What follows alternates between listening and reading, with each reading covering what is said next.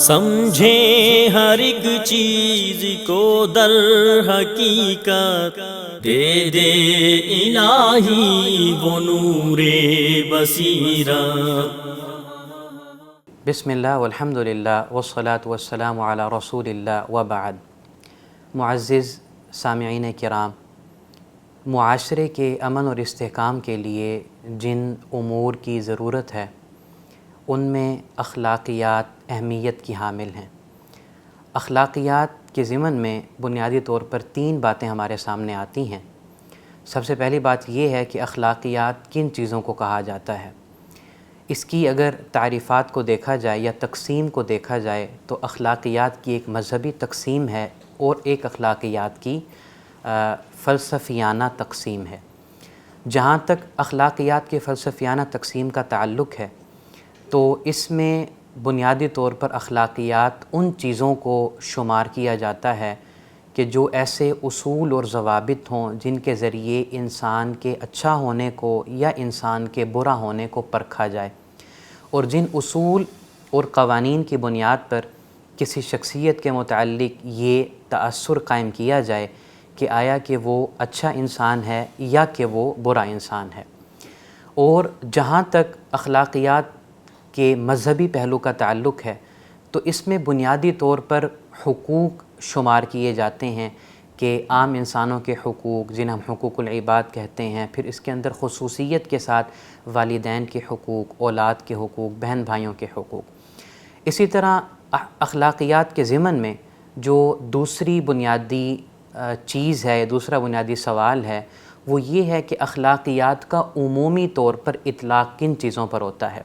اگر ہم معاشرے کا تجزیہ کریں اور اگر معاشرے پر غور کریں تو ہمیں یہ بات معلوم ہوتی ہے کہ اخلاقیات کا عمومی اطلاق انسانی رویوں پر کیا جاتا ہے کہ معاشرے میں ایک بندے کا دیگر افراد کے ساتھ کیسا تعامل ہے اور کیسا رویہ ہے۔ اسی طرح اخلاقیات کی اگر تقسیم کو دیکھا جائے رویے کی بنیاد پر تو اخلاقیات 2 قسم کے اندر تقسیم ہو جاتی ہیں۔ پہلی انفرادی اخلاقیات ہیں کہ جن کا تعلق انسان کی اپنی شخصیت کے ساتھ ہے، اپنے رویے کے ساتھ ہے، اپنے کردار کے ساتھ ہے، اپنے عمل کے ساتھ ہے۔ اور دوسری اخلاقیات کی تقسیم وہ معاشرتی تقسیم ہے، اجتماعیت کی تقسیم ہے کہ انسان کی اخلاقیات کا تعلق اس کے معاشرے پر کیسے اثر انداز ہو رہا ہے، یا معاشرہ اس کے اخلاق سے، اس کے رویے سے، اس کے کردار سے وہ کیا حاصل کر رہا ہے، یا اس کا خود معاشرے کے اوپر کیا امپیکٹ ہے۔ اسی طرح احباب گرامی، جو اخلاقیات کے ضمن کے اندر تیسری بنیادی بحث ہے وہ یہ ہے کہ ہمیں اخلاقیات کس سے لینے ہیں۔ اس ضمن میں ہمارے سامنے جو ہستی مبارکہ ہیں وہ ہستی مبارکہ ہیں کہ جن پر اللہ تبارک و تعالی نے اوصاف حمیدہ اور خصائل کریمہ کو اتم کر دیا اور مکمل کر دیا، اور وہ ہستی جناب محمد الرسول اللہ صلی اللہ علیہ وآلہ وسلم کی ہستی ہے۔ ہمارے لیے نبی علیہ السلام کے اسوہ کو، آپ کی زندگی کو اللہ تبارک و تعالی نے بہترین نمونہ بنایا ہے کہ جس کی اتباع کر کے ہم کامیابی کو حاصل کر سکتے ہیں اور اپنے اس معاشرے کے اندر کہ جس میں ہم قیام پذیر ہیں اسے امن والا بھی بنا سکتے ہیں، استحکام والا بھی بنا سکتے ہیں۔ نبی کریم علیہ السلام کے متعلق اللہ تبارک و تعالی نے یہ بات ارشاد فرمائی، اِنَّكَ لَعَلَىٰ خُلُقٍ عَظِيمٍ، کہ بے شک اے نبی علیہ السلام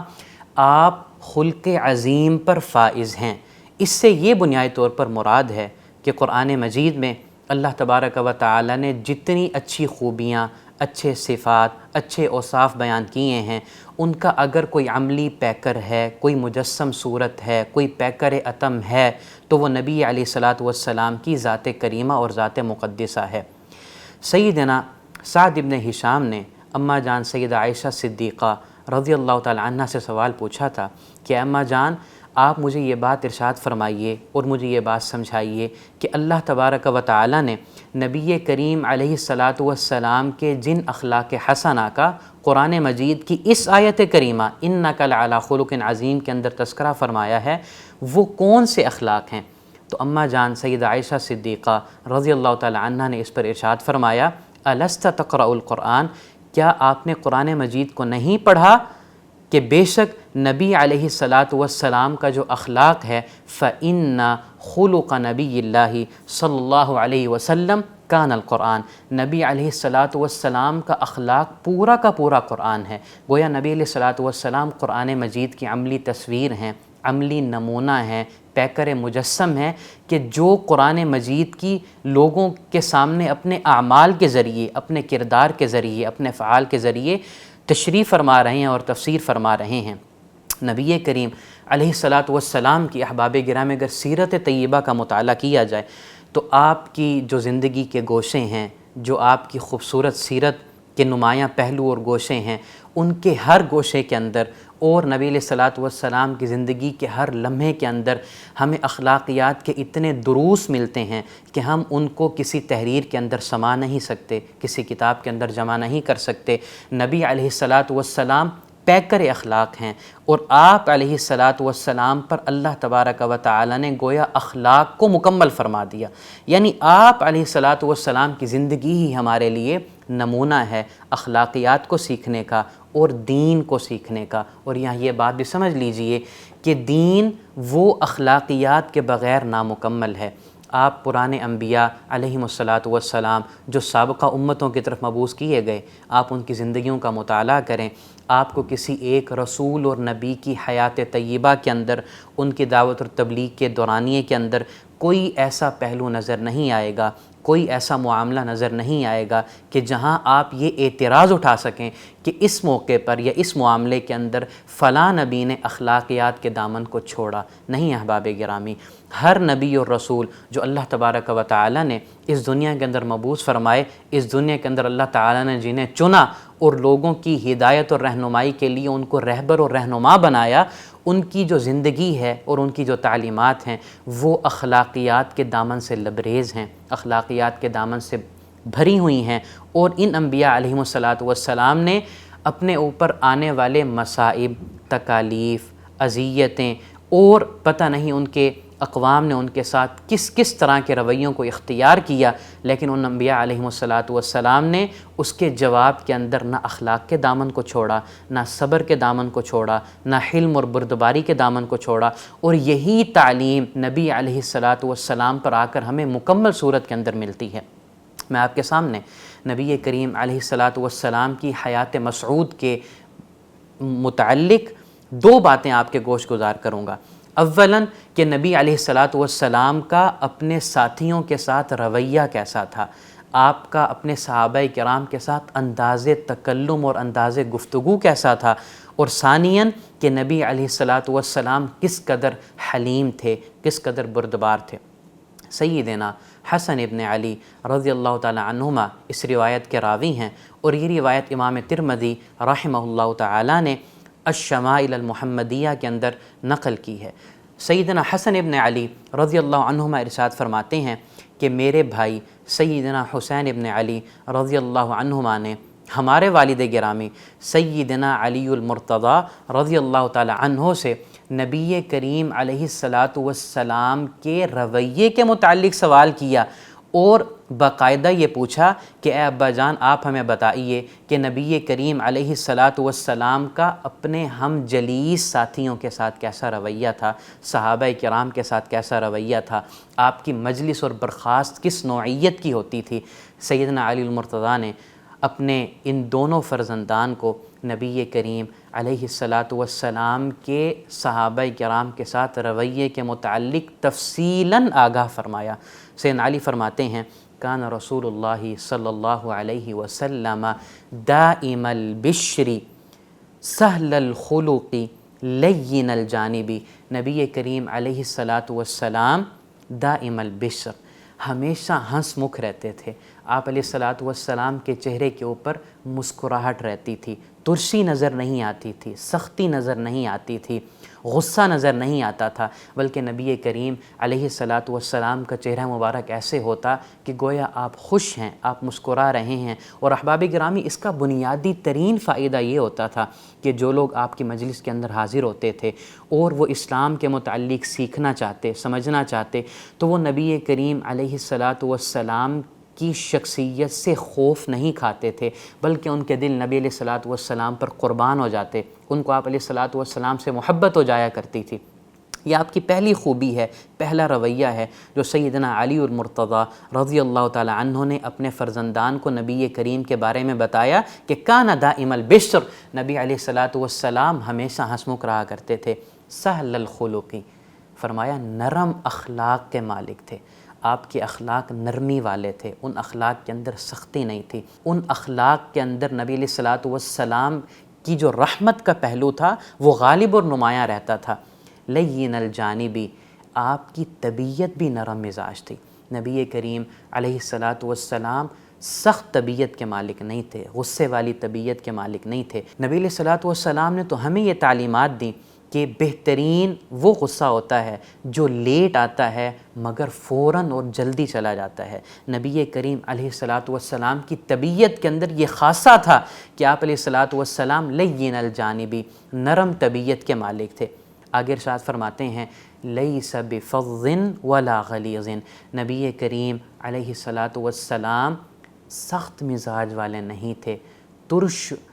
رو نہیں تھے، ولا غلیظ، اور نہ نبی کریم علیہ الصلاۃ والسلام سخت دل والے تھے۔ احباب گرامی، آپ تصور کریں ایسی شخصیت کہ جنہیں اللہ تبارک و تعالی نے خاتم النبیین بنایا، خاتم المرسلین بنایا، جن پر اللہ تبارک و تعالی نے اپنی آخری وحی قرآن مجید کو نازل فرمایا، اور جس وحی کو اللہ تبارک و تعالی نے گویا ایسا بہترین دستور بنا دیا ہے کہ جس کے ساتھ تمسک کو اختیار کر کے، جس کے ساتھ تعلق کو بنا کر انسان رفعتوں کو حاصل کر لیتا ہے، منزلتوں کو پا لیتا ہے، اور جس اللہ کی وحی سے، جس دستور حیات سے، جس قرآن مجید سے روگردانی کر کے، دور ہٹ کر انسان تنزلی کے اندر چلا جاتا ہے، انسان گمراہی اور گھاٹے کے اندر چلا جاتا ہے، اس شخصیت کو اللہ تبارک و تعالی نے ایسا بنایا لیس بفظ ولا غلیظ کہ نبی کریم علیہ الصلاۃ والسلام نہ تو ترش رو تھے کہ آپ کی گفتگو کے اندر سختی ہوتی، آپ کی گفتگو کے اندر ترشی ہوتی، اور نہ ہی نبی کریم علیہ الصلاۃ والسلام کا دل سخت تھا، بلکہ نبی کریم علیہ الصلاۃ والسلام کا دل نرم تھا۔ آگے ارشاد فرماتے ہیں ولا صخاب ولا فحاش، نبی کریم علیہ الصلاۃ والسلام شور شرابہ نہیں کیا کرتے تھے۔ اور یہ جو الفاظ ہیں حدیث کے ولا صخابن، اس پر محدثین کرام نے باقاعدہ ابواب قائم کیے ہیں کہ بازار کے اندر نبی کریم کا رویہ کیسا تھا، بازار کے اندر نبی کریم کا انداز تکلم کیسا تھا۔ نبی کریم علیہ الصلاۃ والسلام بازار کے اندر شور نہیں کرتے تھے، بلکہ آپ بازار کے اندر وقار کے ساتھ چلتے، کسی کے ساتھ گفتگو فرماتے وقار کے ساتھ گفتگو فرماتے، نرم لہجے کے اندر گفتگو فرماتے، دھیمی انداز کے اندر گفتگو فرمایا کرتے تھے۔ ولا فحاشن، اللہ اکبر کبیرہ، سیدنا علی المرتضیٰ فرماتے ہیں کہ نبی کریم علیہ الصلاۃ والسلام ولا فحاشن، آپ علیہ الصلاۃ والسلام کبھی بھی کوئی ایسی گفتگو نہ فرماتے کہ جس گفتگو کے اندر فحاشی کا کوئی عنصر پایا جاتا، جس گفتگو کے اندر کوئی بدگوئی کا معاملہ پایا جاتا۔ اور فرماتے ہیں ولا عیاب ولا مشاحن، نبی کریم علیہ الصلاۃ والسلام لوگوں کے عیب نہیں تلاش کیا کرتے تھے، ولا مشاحن، اور نہ ہی نبی کریم علیہ الصلاۃ والسلام جھگڑا کیا کرتے تھے۔ احباب گرامی،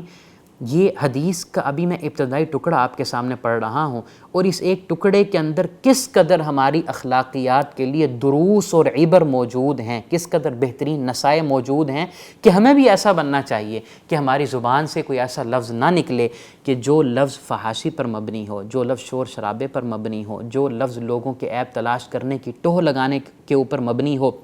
اور نہ ہماری گفتگو کے اندر کوئی ایسا جملہ ہو، کوئی ایسی بات ہو کہ جس بات کے ذریعے، جس رویے کے ذریعے لوگوں کو ہم سے کوئی تکلیف پہنچے۔ آگے فرماتے ہیں تغافل عما لا یشتہی، نبی کریم ان چیزوں سے تغافل برتا کرتے تھے جن چیزوں کی نبی کریم علیہ الصلاۃ والسلام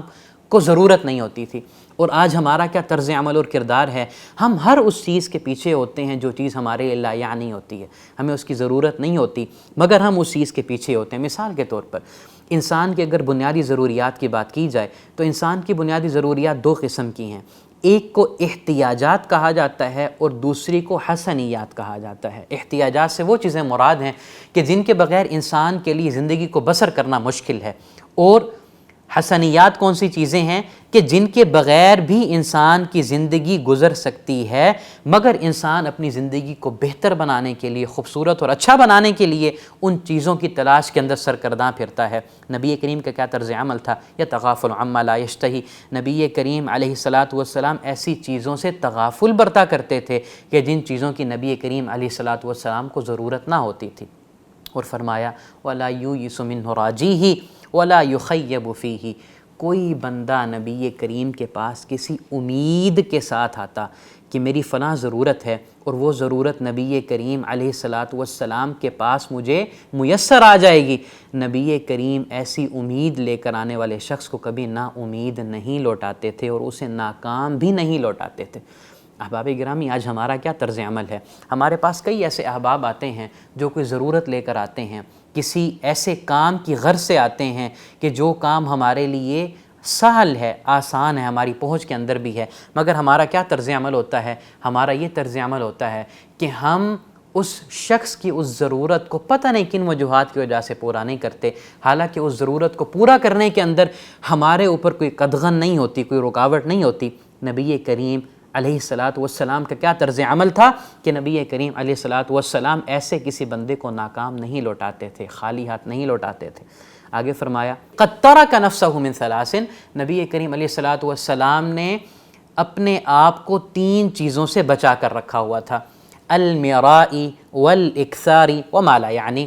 المراء، جھگڑے سے، نبی کریم جھگڑا نہیں فرماتے تھے، لڑا نہیں کرتے تھے۔ والاکثار، اکثار کہ احباب گرامی بنیادی طور پر شارحین نے 2 طرح کے معنی کیے ہیں۔ پہلا معنی، نبی کریم علیہ الصلاۃ والسلام غیر ضروری باتیں نہیں فرماتے تھے، آپ کی زبان مبارک سے وہی کلمات نکلتے جو ضروری ہیں، جو لازم ہیں، جن کلمات کی اس وقت ضرورت محسوس کی جا رہی ہے۔ نبی کریم علیہ الصلاۃ والسلام کی زبان مبارک سے کوئی ایسا کلمہ ادا نہیں ہوتا تھا کہ جو کلمہ غیر ضروری ہو۔ اور دوسرا معنی شارحین نے یہ کیا کہ نبی کریم علیہ الصلاۃ والسلام تکبر نہیں کرتے تھے۔ وما لا یعنی، تیسری کیا چیز جس سے نبی اسلام نے اپنے آپ کو چھوڑ رکھا تھا، اپنے آپ کو مستغنی کر رکھا تھا، کہ نبی کریم علیہ الصلاۃ والسلام غیر ضروری باتیں اور غیر ضروری امور سے اپنے آپ کو بچا کر رکھتے تھے۔ سیدنا علی مرتضیٰ ارشاد فرماتے ہیں وَتَرَكَ النَّاسَ مِنْ ثَلَاثٍ، جس طرح آپ نے اپنے آپ کو 3 چیزوں سے بچا کر رکھا تھا، بعینہ، اسی طرح نبی کریم علیہ الصلاۃ والسلام نے لوگوں کو بھی 3 چیزوں سے محفوظ رکھا تھا۔ نمبر 1، کان لا یذم احدا ولا یعیبہ، نبی کریم علیہ الصلاۃ والسلام کسی کی مذمت نہیں فرماتے تھے اور نہ ہی کسی پر عیب لگاتے تھے۔ یہاں احباب گرامی مذمت سے یہ قطعاً مراد نہیں ہے کہ کوئی آپ کے سامنے کوئی غلط معاملہ کرتا، غلط عمل کرتا تو آپ اس پر خاموش رہتے، نہیں، نبی کریم علیہ الصلاۃ والسلام لوگوں کے سامنے اس کی مذمت نہیں فرمایا کرتے تھے، بلکہ اگر لوگوں کے سامنے اس بات کے اوپر اصلاح کرنا آپ علیہ الصلاۃ والسلام چاہ رہے ہوتے تھے تو نبی کریم ایسے جملے ارشاد فرماتے، ایسے الفاظ استعمال فرماتے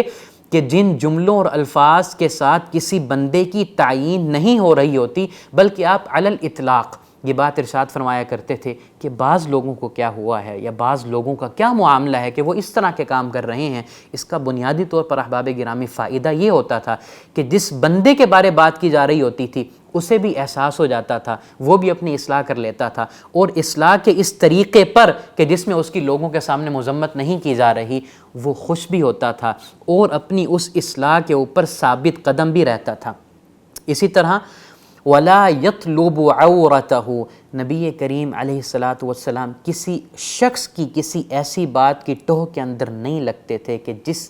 کے واضح ہونے پر کوئی عار محسوس کی جائے، یعنی آپ علیہ الصلاۃ والسلام کسی کی ایسی بات کی تلاش نہیں کیا کرتے تھے کہ جس بات پر لوگ اگر انہیں وہ بات پتہ لگے کہ میری فلاں بات کسی کو معلوم ہوئی ہے تو انہیں عار محسوس ہو۔ اور تیسری کیا چیز ہے، وَلَا يَتَكَلَّمُ إِلَّا فِي مَا رَجَا ثَوَابَهُ، نبی کریم کی زبان مبارک سے فقط وہی بات نکلا کرتی تھی کہ جس بات کے اندر آپ علیہ الصلاۃ والسلام کسی ثواب کی امید رکھتے یا جس بات کے اندر خیر ہوتی، اس کے علاوہ نبی کریم علیہ الصلاۃ والسلام کی زبان مبارک سے کوئی بات نہیں نکلا کرتی تھی۔ احباب گرامی، اخلاقیات کے باب اور ضمن میں نبی کریم کا اسوہ حسنہ اور نبی کریم کی تعلیمات ہی ہمارے لیے بہترین نمونہ ہیں کہ جن پر چل کر اور جن کی اتباع کر کے ہم اپنے معاشرے کو امن والا بھی بنا سکتے ہیں، محبت والا بھی بنا سکتے ہیں، الفت اور پیار والا بھی بنا سکتے ہیں، اور استحکام والا بھی بنا سکتے ہیں۔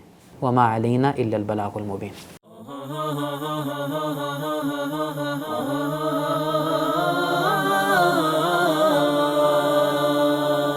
سمجھیں ہر ایک چیز کو در حقیقت، دے دے الہی وہ نور بصیرت۔